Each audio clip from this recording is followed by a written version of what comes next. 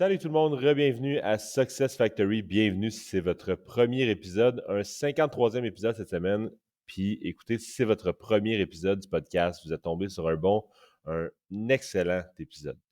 On parle d'entrepreneurs, on parle d'affaires, on parle de vie d'entrepreneur, de succès à Success Factory et je pense que notre invité cette semaine incarne ça de manière vraiment stellar, vraiment parfaite.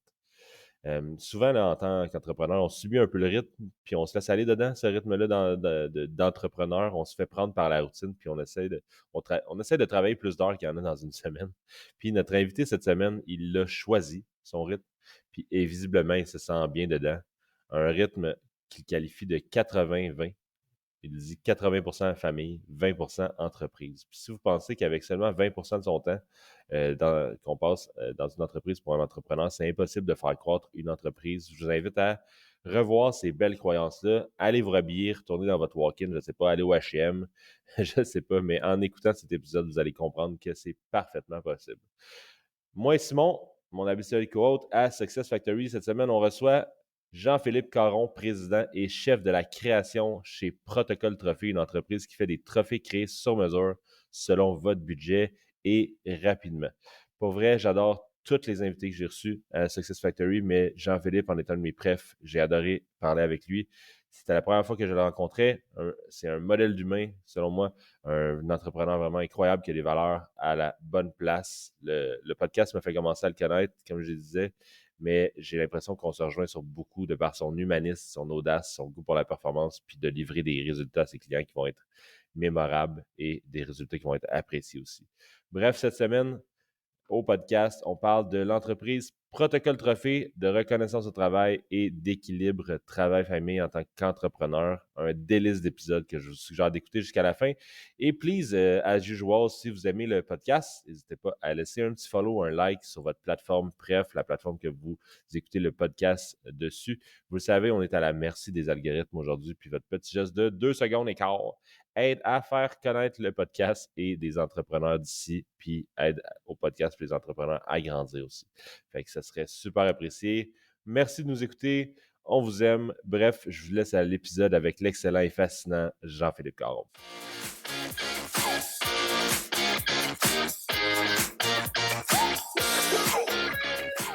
Fait qu'écoute, c'est tout chaud que tu viennes de votre entreprise Protocole est allé dans à peu près tous les médias possibles dans les semaines dernières avec votre trophée du Grand Prix, un article dans la presse, le guide de l'auto, les affaires, même en France avec France Racing, Oui. un peu partout. Avez-vous été excité de ça? Parle-moi de tout ça, comment vous avez vécu même de quand vous êtes fait approcher, comment vous avez créé le trophée. On start avec ça. OK. Ben écoute, c'est quand même une longue histoire, hein, parce que les trophées du Grand Prix de la F1, moi, je les fais depuis 2010. Alors, ça fait plusieurs années là, que mon entreprise est sélectionnée pour les créer. Puis, la façon que ça fonctionne en Formule 1, c'est que c'est le commanditaire en titre qui doit fournir un trophée au promoteur de la course. Donc, moi, historiquement, c'est toujours le commanditaire en titre qui retient mes services pour créer le trophée. Mais en 2010, en 2015, 16 et 17, le Grand Prix n'avait pas de commanditaire en titre. Donc, c'est le promoteur de la course qui m'engageait pour créer un trophée avec lui. Le gap là, entre les deux, là, c'est-à-dire 2011 à 2014, c'était Bombardier qui était le commanditaire en titre. Donc, Bombardier fournissait le trophée pour le Grand Prix. Puis c'est évidemment un trophée qui était fait à l'interne avec leurs ingénieurs. Alors, c'est pour ça que j'étais pas dans le coup de 2011 à 2014. Donc, j'ai fait les trophées 2015, 16, 17. 2018, je les ai pas faits parce que c'est Heineken qui est devenu commanditaire en titre pour cette année-là. Puis Heineken ont déjà un trophée qui est designé pour tous les grands prix. C'est toujours le même. C'est un genre ça a l'air d'un petit vase, un gros vase de fleurs avec l'étoile de Heineken sur le top. Donc Heineken est venu avec un trophée cette année-là. Puis en 2019, il y a eu un petit changement là, lorsque Bernie Ecclestone a vendu la F1 à Liberty Media. Donc, tous les grands prix qui n'avaient pas de commanditaire en titre se voient imposer un commanditaire mondial. Donc, en 2017, pardon, 2018, c'était Heineken. Puis 2019, c'est devenu Pirelli.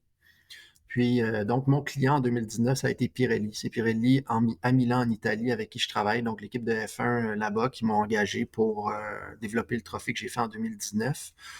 Puis la raison principale pour laquelle Pirelli voulait travailler avec moi, c'est certain, c'est parce qu'on est les meilleurs au niveau d'un trophée, on va dire, fabriqué ou conçu au Québec ou au Canada ou à Montréal, si on veut.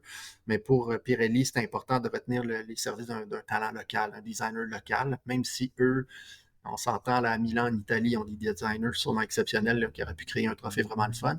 Pirelli tenait à encourager une entreprise locale pour le faire. Donc, 2019, j'ai réalisé le trophée avec Pirelli. Soit dit en passant, tous les trophées, c'est toujours des designs différents. Donc, il faut que je me renouvelle à chaque fois. 2020-2021, ça a été la pandémie. Donc, il n'y a pas eu de Grand Prix, il n'y a pas eu de trophée. 2022, nouveau commanditaire mondial de la F1 qui s'appelle AWS, Amazon Web Services, qui a fourni un trophée fabriqué aux États-Unis. Et 2023, cette année, ça a été encore une fois Pirelli qui est revenu comme commanditaire en titre de la F1 à Montréal. Et ils m'ont retenu, évidemment, là, pour la création du trophée de 2023. Donc, celui qui a eu un gros buzz médiatique là, récemment. Donc, écoute, je peux continuer là, mon explication si tu veux. Là, tu me demandais comment ça fonctionne et tout. Au niveau de la création, bien, normalement, ce que je fais, c'est que, évidemment, tous les trophées que tu vas aller voir sur mon site Internet, que l'on crée pour plusieurs entreprises, que ce soit des clients corporatifs ou des événements sportifs de haut niveau, c'est toujours moi qui fais la création et la conception du trophée. Mais lorsque Pirelli m'a approché en février dernier pour le trophée de la F1 de cette année, je me suis dit que ce serait une bonne idée de le confier à ma fille qui s'appelle Lily April, qui est étudiante en design industriel à l'Université de Montréal. Donc, elle terminait sa deuxième année, était au cours de sa deuxième année là, en mars dernier. Puis, évidemment, tu sais, c'est pas tous les jours qu'on a la chance de designer un trophée de F1. Puis, je me suis dit que pour elle, ce serait un bel héritage de pouvoir lui confier ce mandat vraiment par elle-même. Donc, c'est elle qui a conçu le trophée de A à Z. Puis par la suite, on s'est assis ensemble justement pour discuter des différentes itérations, des différentes idées qu'elle avait. On a sélectionné l'idée la plus forte. Puis c'est ce qu'on a présenté à Pirelli, puis qu'ils ont accepté d'emblée. Donc, il n'y a pas eu de modification, il n'y a pas eu de demande de changement, quoi que ce soit. Straight up. Puis, ouais, straight up. Puis ça, bien évidemment, ça a créé quelque chose d'assez spectaculaire. Tu sais, pour une jeune fille de 21 ans, là, de designer d'un trophée de F1, c'est exceptionnel. Puis pour elle, ben, au niveau de sa confiance en elle, même de sa carrière, donc, tous ses amis en parlent, tout le monde en parle. Elle a eu des félicitations un peu partout, là, de toutes les sphères, des gens là, qui sont d'une grande importance, je dirais, là, au Québec, là, entre autres. Bon, j'en ai parlé un peu dans les médias, mais tu sais, François-Philippe Champagne, qui est le ministre de l'Industrie, de l'Innovation et des Sciences, qui est venu rencontrer Lily pendant le week-end dans la F1 pour discuter avec elle du trophée, étant donné que c'est lui qui était pour le remettre sur le podium. Il tenait à rencontrer la créatrice du trophée pour en discuter avec elle, pour comprendre c'était quoi sa démarche de création derrière le trophée.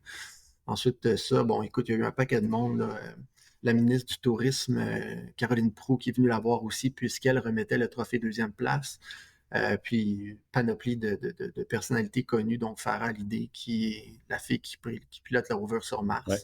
qui est venue voir Lily, Laurent Duvernay-Tardif, Carrie Price, tous des gens qui ont passé quelques minutes avec elle pour discuter du Ça te start une trophée. carrière, ça?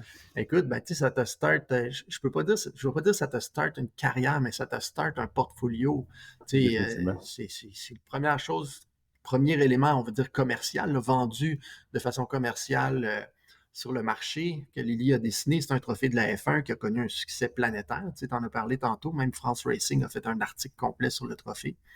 Donc, ça a été une expérience, je te dirais, assez exceptionnelle, pour elle, puis pour moi, évidemment, ben, la fierté de voir ton enfant être reconnu comme ça, c'est pas mal cool. D'autant plus que le jour du Grand Prix, où tous ces événements-là se sont produits, ben, c'était le jour de la fête des pères. Alors, tu vois, c'était pas mal, c'était comme un timing parfait, Il une y a fin des, de il y a- semaine parfaite, une il y journée a des parfaite. films moins bons que ça. Ça se pourrait, ouais. Mais en tout cas, celui-là, il est pas mal bon, je te dirais. C'est une vraiment belle histoire. C'est vraiment le fun que tu as mis ça en place pour justement la croissance dans la carrière future de ta fille. Il faut Mhm. le dire, tu es papa de trois Ouais, enfants. exact. Comment tu fais pour balancer ta vie familiale à la maison, trois enfants et une entreprise? Ouais, ben ça, je te dirais que c'est mon plus gros défi, mais il n'y a pas vraiment de balance dans le sens que je te dirais que 80% de tout mon temps est destiné à ma famille, puis le reste, c'est pour ma business, c'est pour faire croître ma compagnie. Moi, j'ai 3 enfants, donc quand tu l'as mentionné, puis j'ai 3 enfants qui sont avec moi à temps plein depuis 7 ans. Donc, tu sais, c'est quand même un challenge aussi, là. J'ai passé au travers de l'adolescence de 3 enfants. Maintenant, ils sont rendus, mon plus jeune est au cégep.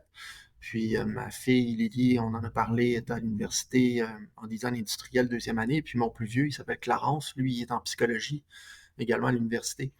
Mais donc, ça a été ça. Tu sais, c'est un choix que j'ai fait, là. Je te dirais que la plupart des entrepreneurs te diraient que, tu sais, dans leur quarantaine, ils ont choisi de mettre 100% de tous leurs efforts dans leur entreprise pour faire croître leur business, faire rayonner leur entreprise. Moi, j'ai choisi de faire complètement l'inverse. Je te dirais pas que j'ai négligé mes clients ou mon entreprise. Clairement, c'est pas le cas parce que tu vois les beaux projets qu'on a réalisés. Mais au lieu d'y aller à 200% dans ma business, moi, je suis allé à 200% avec ma famille pour justement aujourd'hui me retrouver à 50 ans avec 3 enfants de 18, 21 et 23 ans qui sont des êtres humains magnifiques qui performent à l'école, qui sont les 3 très performants en karaté, qui enseignent le karaté. Mon plus jeune s'en va dans une semaine au championnat canadien de karaté. Fait que, tu sais, ça a été ça. Donc, le challenge, ça a été de prendre la décision de me dire, si je veux me réveiller à 50 ans avec le portrait familial que j'ai maintenant, mon temps, il faut que je le mette à la maison avec mes enfants et non à travailler comme un débile, comme ce que la plupart des entrepreneurs font. Puis je ne fais pas une critique négative par rapport à ça, mais il y a pas mal d'entrepreneurs qui ont soit une épouse ou une conjointe qui est là pour aider aussi. T'sais. Alors moi, avec 3 enfants à temps plein, je voulais plutôt mettre l'emphase sur eux plutôt que sur ma business. Puis là, ben, tu vois, j'ai 50 ans, puis on parle encore de mes trucs. Alors, je me dis que les 10 prochaines années là, vont être là pour justement faire croître ma compagnie. Ton 80-20 est un bon 80-20 dans le sens que ton 20 n'a pas été négligé non plus. Si on parle de tous les clients avec lesquels tu travailles et que tu as parlé jusqu'à maintenant, c'est-à-dire soit que tu es vraiment bien entouré, soit que tu es vraiment performant, ou j'imagine un mix des deux. Ben écoute, je te dirais que c'est peut-être une question je veux pas dire de chance, là, mais il y a quand même des opportunités qui se présentent qu'il faut saisir. Puis, il y a une façon aussi peut-être intelligente de gérer ça, ou une façon que j'ai possiblement de me détacher de ce que j'aurais pas eu. Tu sais, comme, tu sais, il y a un dicton, là, où, tu sais, ceux qui sont dans le FOMO, le fear of missing out, là. Tu sais, moi, je ressens pas ça, là. Dans le sens où j'ai décidé de mettre tout sur mes enfants, puis le fear of missing out de ma business qui, au lieu de faire, mettons, je dis n'importe quoi, mais 150 projets par année pour en faire 800 par année, ben j'ai choisi d'en faire 150 par année, de bien les faire, mais de leur accorder le temps qu'il fallait pour m'occuper de ma famille. C'est à peu près ça que je te dirais, là. Très, très cool. Tu as dit tantôt une phrase qui est clé. Vous avez dit vous êtes les meilleurs. Vous êtes les meilleurs pourquoi? Qu'est-ce qui fait en sorte qu'on est une bonne entreprise de trophées? Ben écoute, 99% de tous les fournisseurs de trophées, c'est des entreprises qui vendent des objets promotionnels, qui sont distributeurs d'objets promotionnels par catalogue qui sont fabriqués à l'extérieur du Canada, dont des catalogues de trophées qui sont fabriqués en Chine. Il y en a beaucoup au Québec, des distributeurs de ce type de produits-là.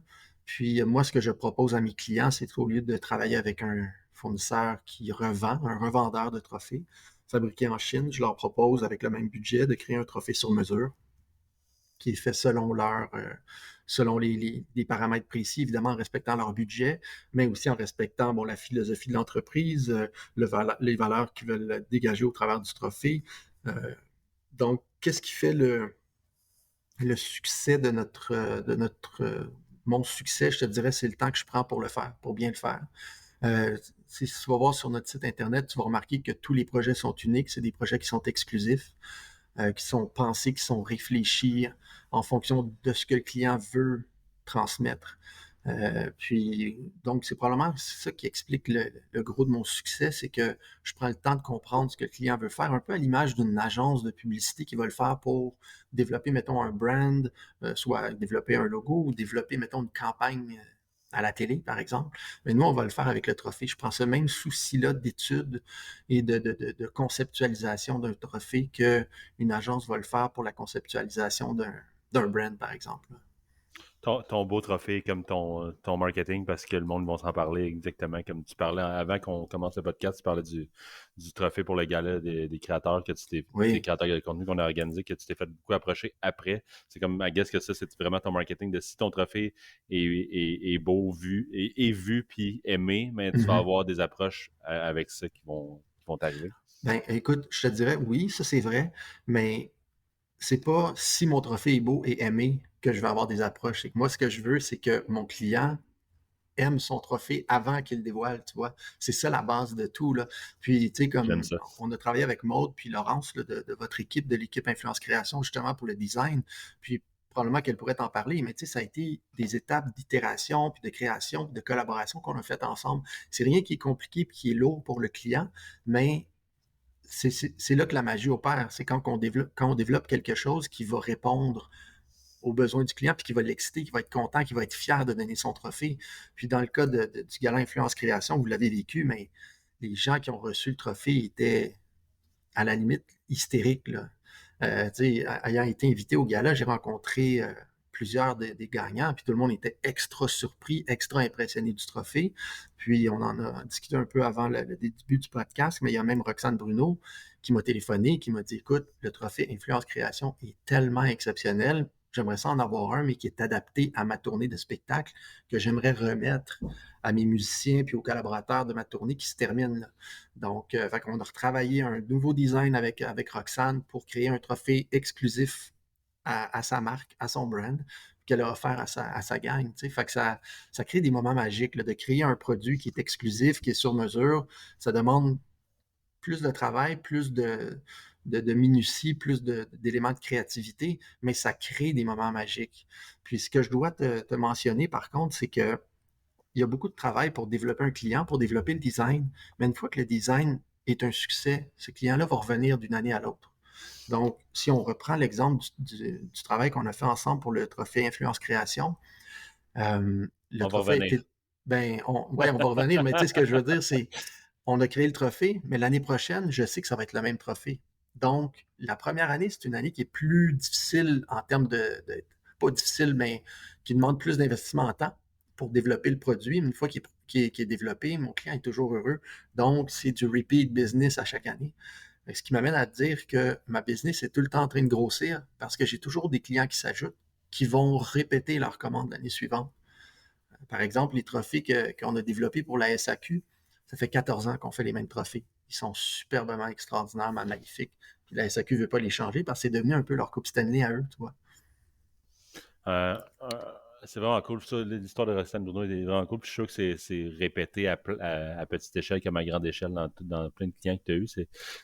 C'est un bon marketing et des clients heureux dans ton cas. C'est vraiment cool. Est-ce qu'il y a un aspect aussi technologique à la chose qui fait en sorte que vous êtes les meilleurs? Est-ce que vous avez comme des machines qui sont plus performantes, des machines qui en font plus flexibles ou Ben des. écoute, nous, on offre 3 types de matériaux globalement. On travaille avec de l'aluminium, on travaille avec du bois, beaucoup de bois d'érable, puis de l'acrylique.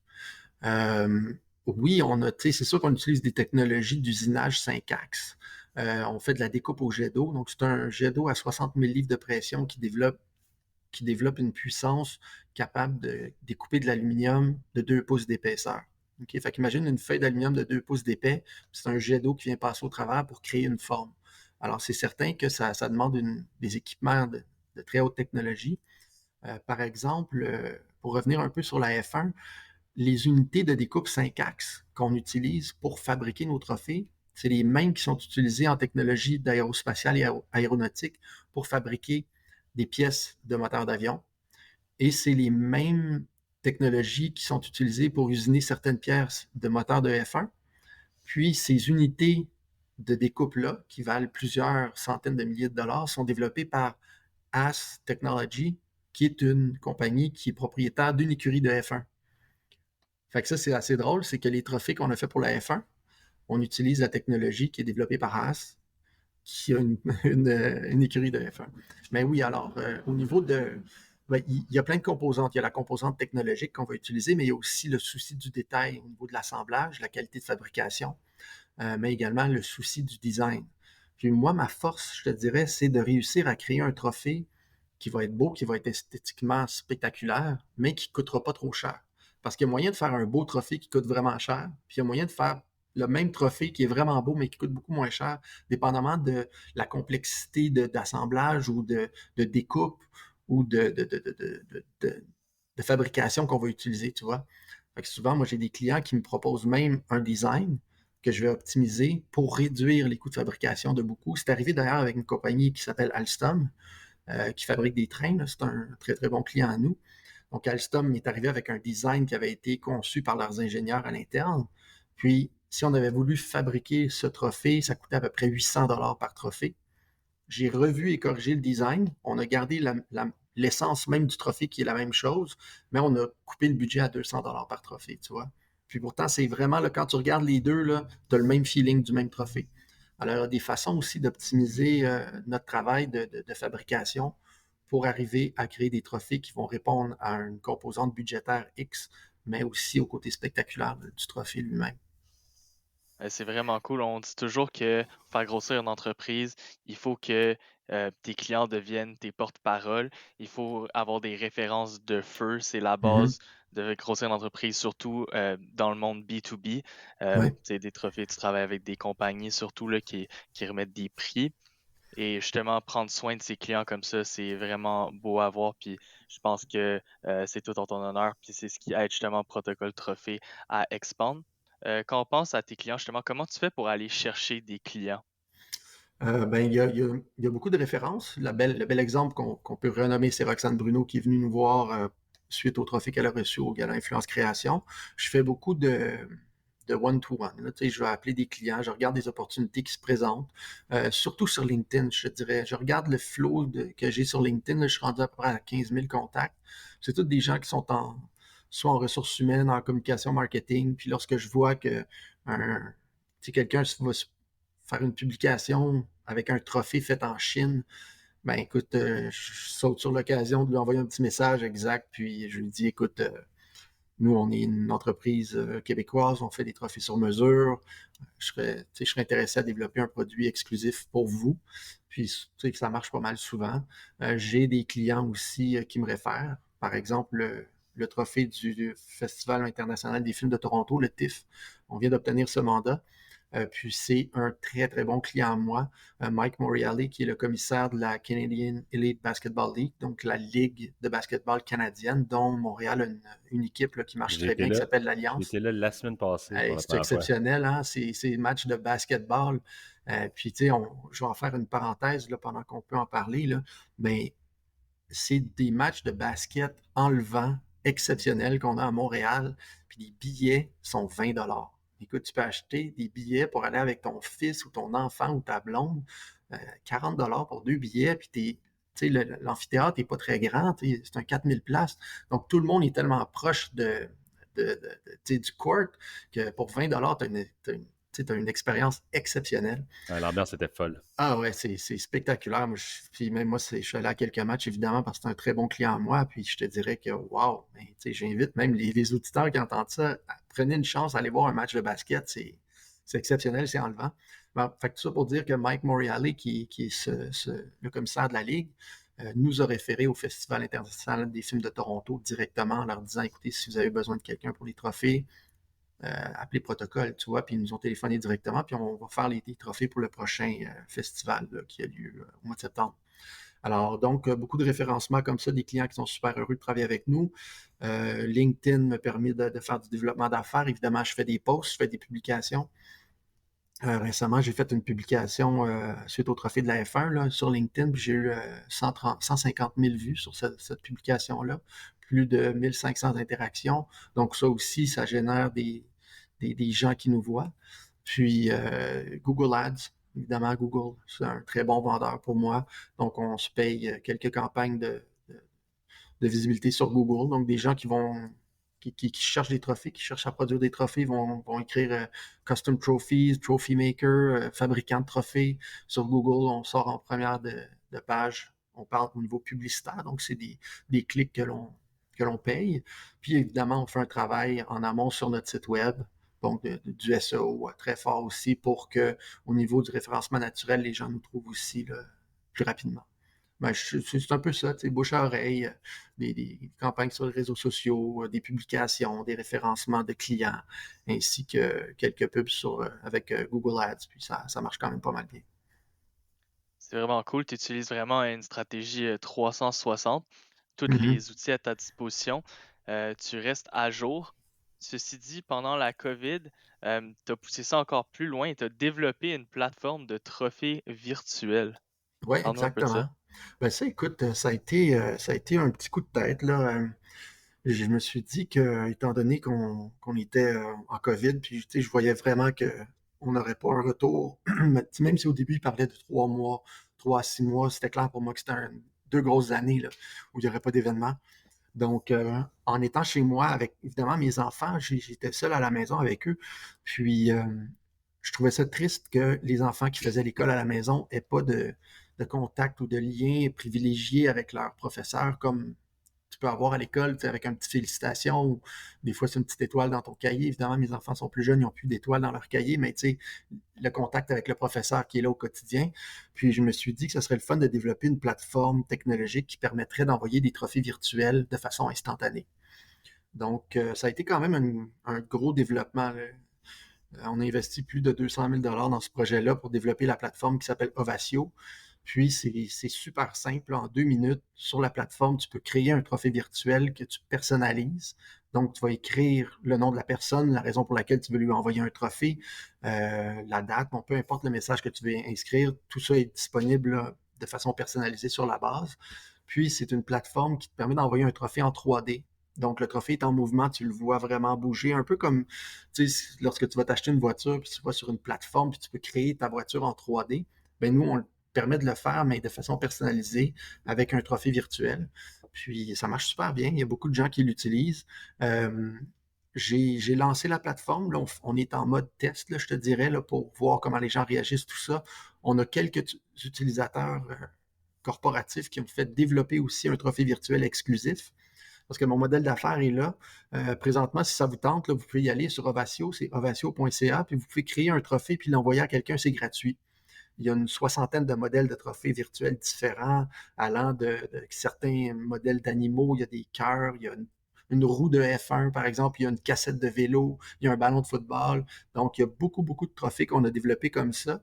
Tu peux leur appliquer une texture, une réflexivité, de la couleur. Puis ensuite de ça, tu viens écrire le nom de la personne ou le message que tu veux écrire sur la base, puis tu lui envoies. Puis ça devient un trophée qui est unique. Donc, il n'y a jamais un trophée qui est identique d'une fois à l'autre, d'une création à l'autre. C'est ça qui est le fun. Puis c'est 100% gratuit. Mais les entreprises qui désirent avoir un trophée virtuel exclusif, ben là, on leur développe un trophée exclusif à leur entreprise. Par exemple, un logo en 3D. Là, je vais de façon très rapide là, pour te le décrire, là, mais imagine un logo tout simple comme le logo du Mouvement des Jardins en 3D. Donc, que seulement le Mouvement des Jardins pourrait utiliser pour envoyer des trophées virtuels.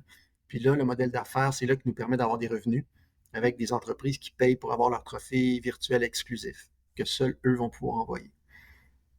Fait que c'est ça. Puis on l'a lancé au travers de la pandémie, ça a super bien marché.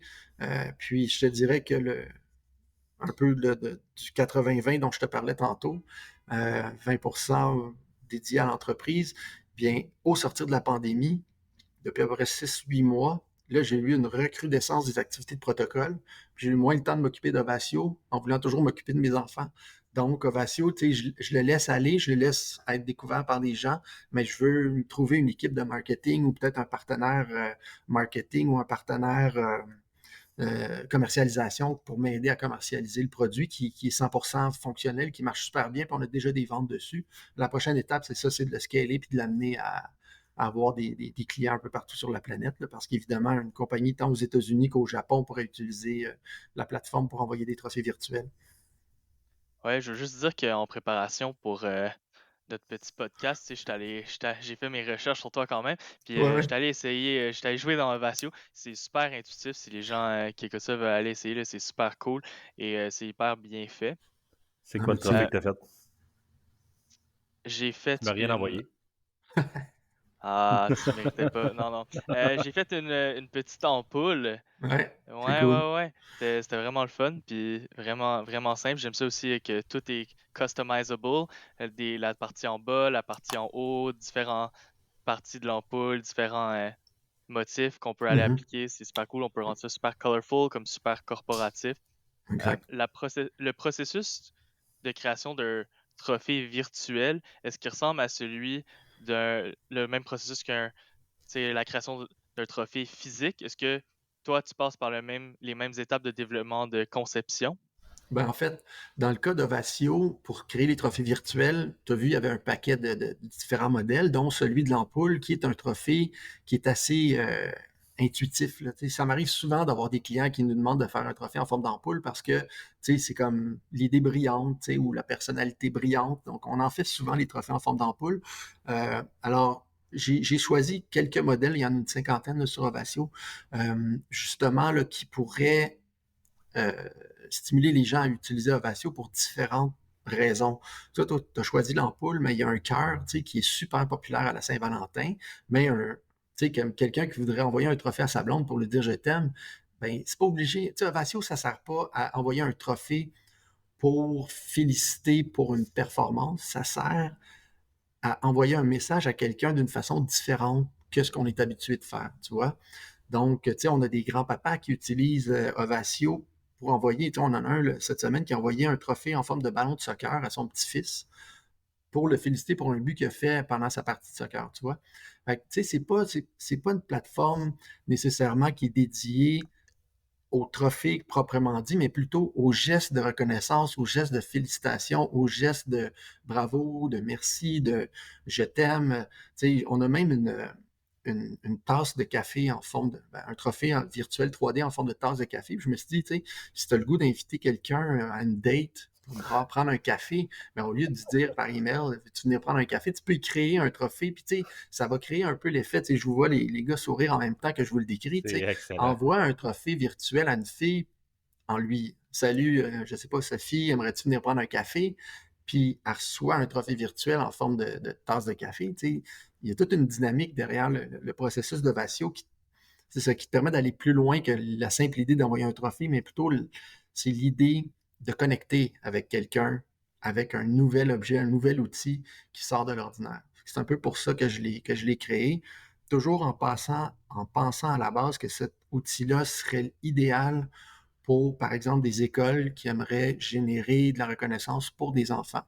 J'en ai parlé un petit peu au début, là. C'était ça mon idée de base. Puis là, on est en train de tester Ovatio en septembre prochain avec 2 écoles secondaires de Saint-Lambert qui vont tester avec le logo de l'école en 3D l'envoi de trophées pour différentes raisons, mais par exemple, l'élève en mathématiques de la semaine, l'élève de français de la semaine, tout ça, puis de créer un petit buzz, puis une petite fierté aussi pour les enfants de recevoir un trophée virtuel de leur professeur. C'est très cool. On parle de reconnaissance, puis j'ai le goût de faire le segment justement la reconnaissance au travail, qui je pense est un des vecteurs de vente, là, certainement. Mhm. Ouais. Est-ce que tu as beaucoup d'approches à ce niveau-là par des entreprises? Ça ressemble à quoi? Parle-nous de ça un petit peu. Ben écoute, c'est sûr que si on revient au vrai trophée là, de protocole, 90% de tous les trophées qu'on fabrique, c'est des entreprises qui nous commandent des trophées, soit pour des anniversaires d'années de service des employés, donc 5 ans, 10 ans, 15 ans, 20 ans, ou des 90% de tes ventes, c'est Ah des ouais, c'est des entreprises compagnies qui carrément. font de la reconnaissance d'employés, soit OK. pour les anniversaires d'année de service ou de la performance. Comme par exemple Via Capital, qui est un très bon client à nous depuis, je pense, 7 ans, où on a refait l'ensemble de tous leurs programmes de reconnaissance. Mais ils nous commandent à peu près 400 trophées par année. Via Capital reconnaissent des courtiers immobiliers performants, tu vois. Donc, avec eux, on a 15 modèles de trophées différents, puis qui sont utilisés pour différentes raisons. Par exemple, le courtier de l'année, le courtier le plus performant. Il y a aussi le directeur de succursale de l'année. Il y a l'agence immobilière de l'année. Donc, il y a tous ces paramètres-là qui nous ont fait créer à peu près une quinzaine de modèles différents. Donc, ça, c'est un bel exemple d'un client corporatif. On fait des galas, le gala Influence Création, évidemment, mais on en a plein. Récemment, on a fait le gala de la Société québécoise des professionnels en relations publiques.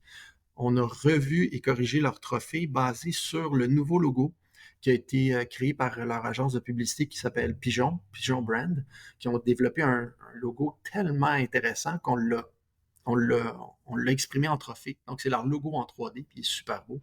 Ça a connu un succès vraiment spectaculaire pendant leur gala. Donc, on fait énormément de galas de chambres de commerce. Ensuite de ça, des entreprises, je pourrais t'en nommer plusieurs, mais tu sais, des bons clients à nous, il y a Rio Tinto, Alcan, par exemple, ou Rio Tinto en général, ArcelorMittal, Pfizer, Desjardins, Jean Coutu, autant le très local, là, comme Jean Coutu, c'est une compagnie québécoise, mais on a des entreprises de l'extérieur du Québec ou du Canada aussi qui font affaire avec nous là, pour leurs différents besoins. C'est vraiment intéressant. Je veux continuer sur l'aspect reconnaissance au travail parce que 90% de tes clients que c'est pour ça, c'est assez impressionnant. Je m'attendais vraiment pas à ça. Est-ce que tu as remarqué comme des bonnes façons de le faire, de la reconnaissance au travail à travers les trophées? Est-ce que tu as remarqué des affaires qui ont moins fonctionné à travers justement les relations que tu as avec tes clients? Il y en a-tu qui t'ont dit oups, ça a vraiment été cool quand on a fait ça, puis on a utilisé les trophées dans ce contexte-là? Ben, en fait, je vais te donner le contre-exemple. Moi, j'ai des clients qui font affaire avec moi parce que leurs trophées ne fonctionnent pas. Leurs trophées n'ont pas de succès. Puis on développe quelque chose collé sur leur identité à eux, leur identité de marque, justement pour que les gens qui reçoivent le trophée ne vont pas le mettre dans le fond d'un tiroir après l'avoir gagné. Je t'ai parlé de Via Capital, ça a été ça le défi avec eux. Lorsqu'ils m'ont contacté, je crois qu'il y a 7 ou 8 ans, euh, il y avait des trophées faits en Chine, en acrylique, qui étaient vraiment ordinaires. Puis une personne sur 3 laissait le trophée sur place après le gala, tellement qu'il ne trouvait pas le trophée intéressant. OK? Ouch! Donc, tu sais, c'était des trophées qui étaient pas super en termes de côté esthétique, en termes de qualité de fabrication qui était très ordinaire également. Donc, moi, mon mandat, ça a été de revoir la stratégie derrière le trophée, de redesigner un nouveau trophée, mais qui a été aussi 100% conçu et fabriqué ici au Québec.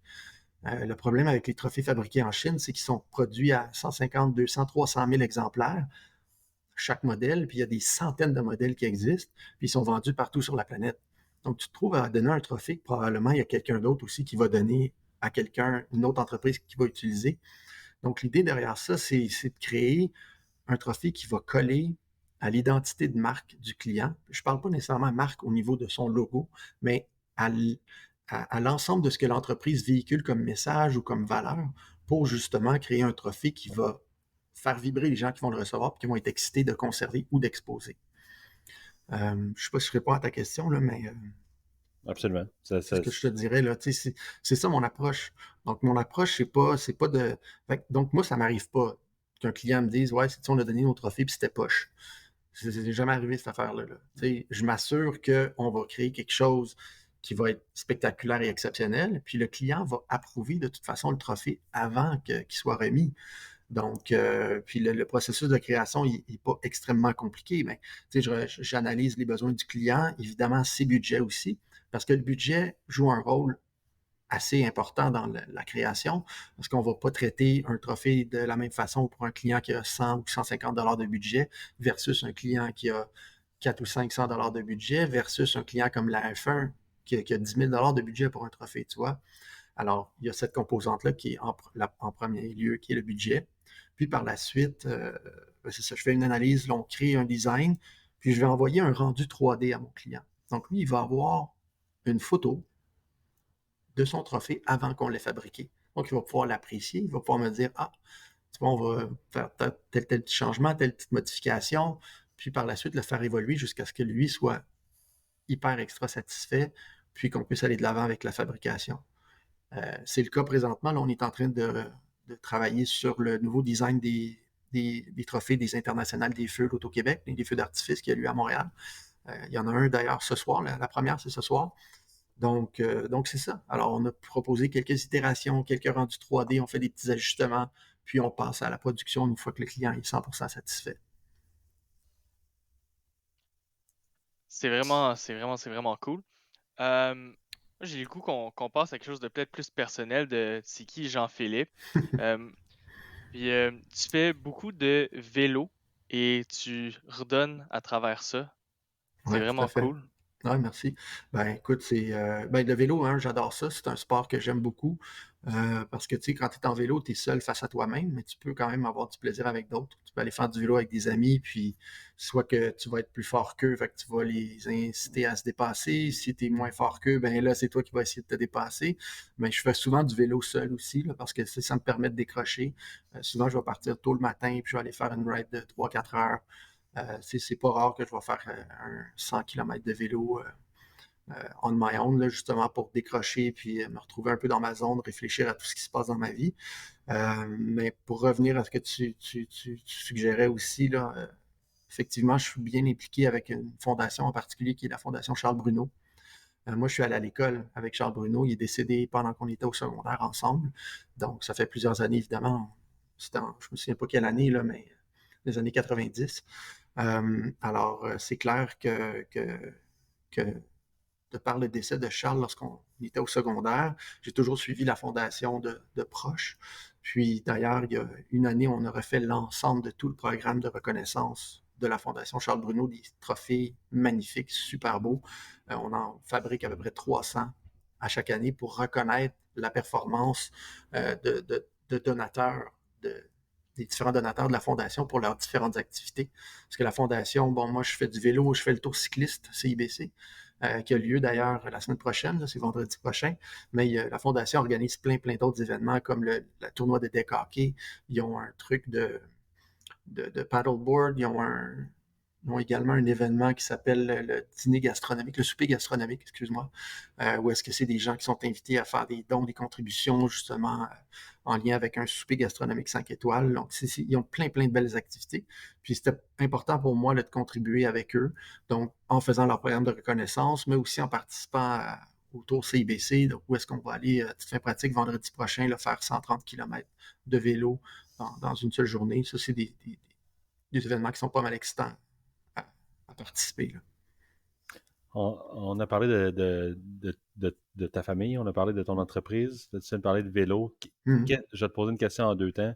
Ouais. Qu'est-ce qui te drive, toi, personnellement, genre dans ta vie personnelle présentement? Qu'est-ce que genre, tu passes ton temps dessus?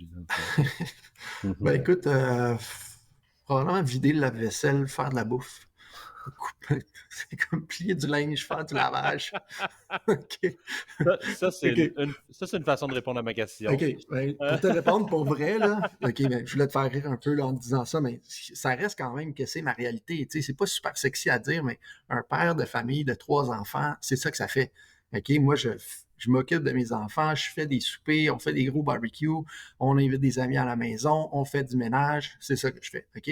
Mais autrement, je t'ai parlé du vélo. Tu vois, il y a 2 saisons, j'ai fait 5000 km de vélo dans mon été. Oh, Fait que, tu sais, pour faire 5000 km, ça prend du temps. Puis ça, c'est du temps que je prends pour moi aussi. J'adore ça, ça me fait du bien. Ça me fait sortir c'est ça, de la maison ou de ma tête, soit de père de famille ou de concepteur de trophées, on va dire comme ça.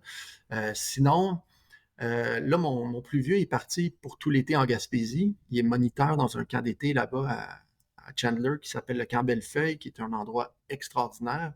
S'il y a des gens qui écoutent l'émission, et qui veulent envoyer leurs enfants vivre un rêve de vie, là, envoyez-les 2 semaines au camp Bellefeuille, ça va changer leur vie, je vous le jure. Moi, mes enfants vont là depuis qu'ils sont tout jeunes.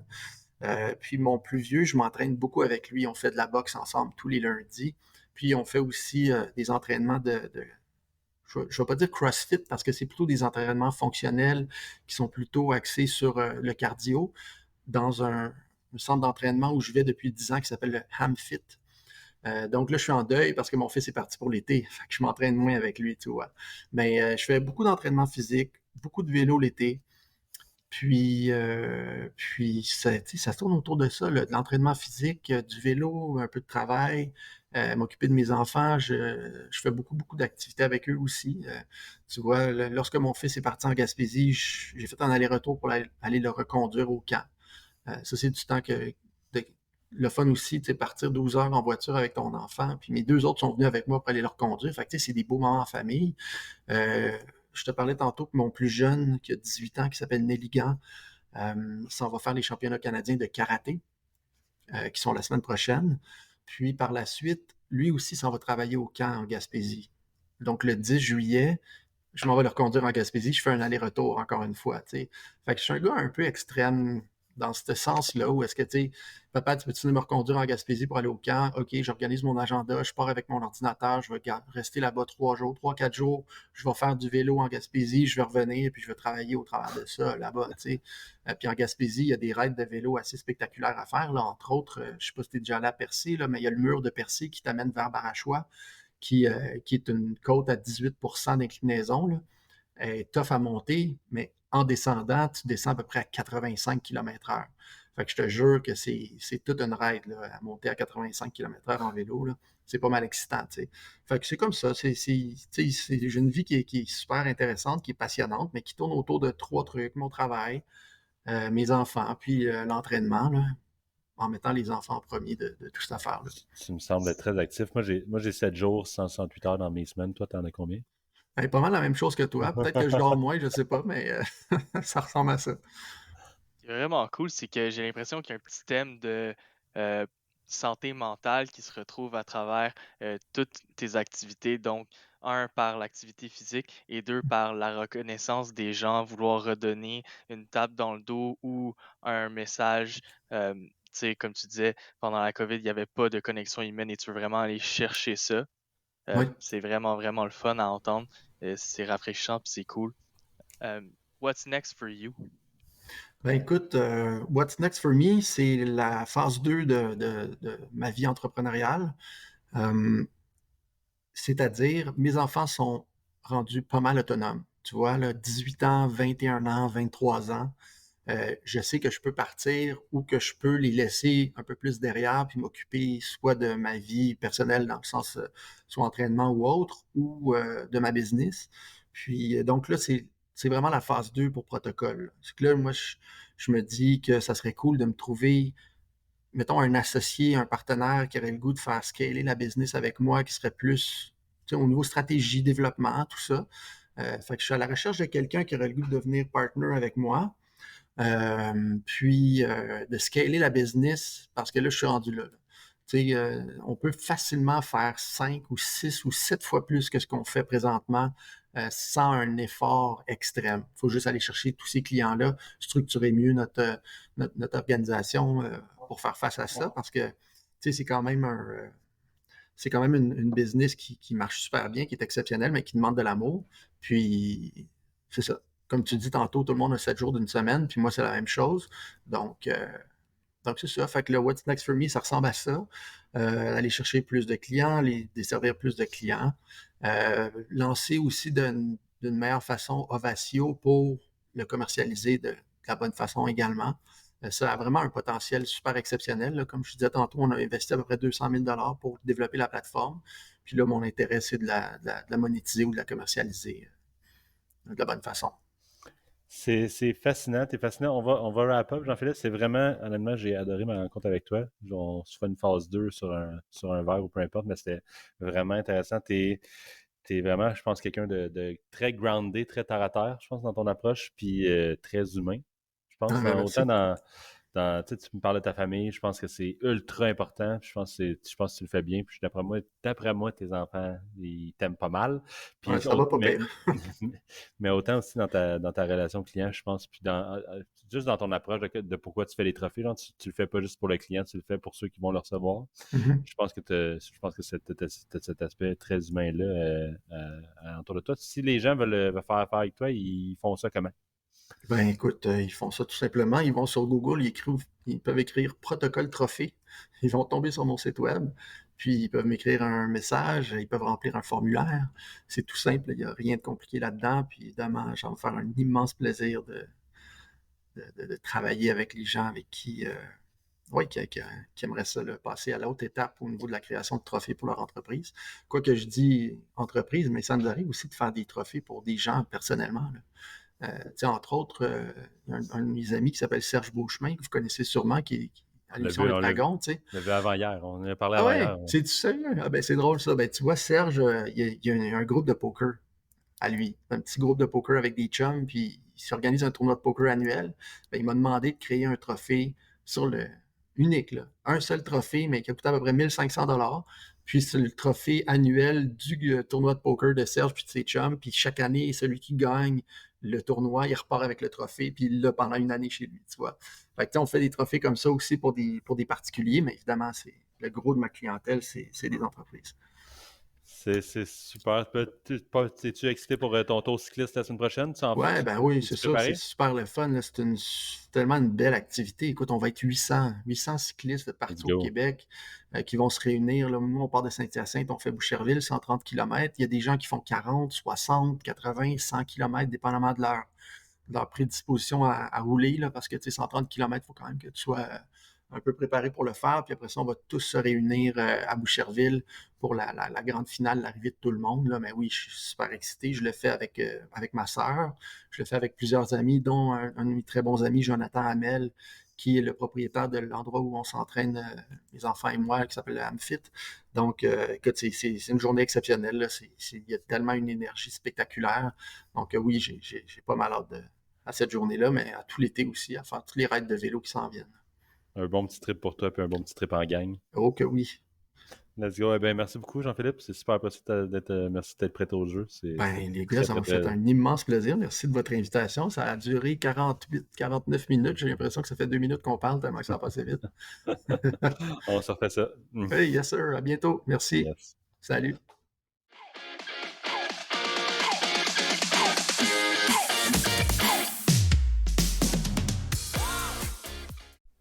Hello, j'espère que vous avez apprécié l'épisode. Si vous avez aimé le podcast, on vous invite à aller laisser un petit avis ou vous abonner sur Spotify ou Apple Podcasts pour nous aider à le faire connaître.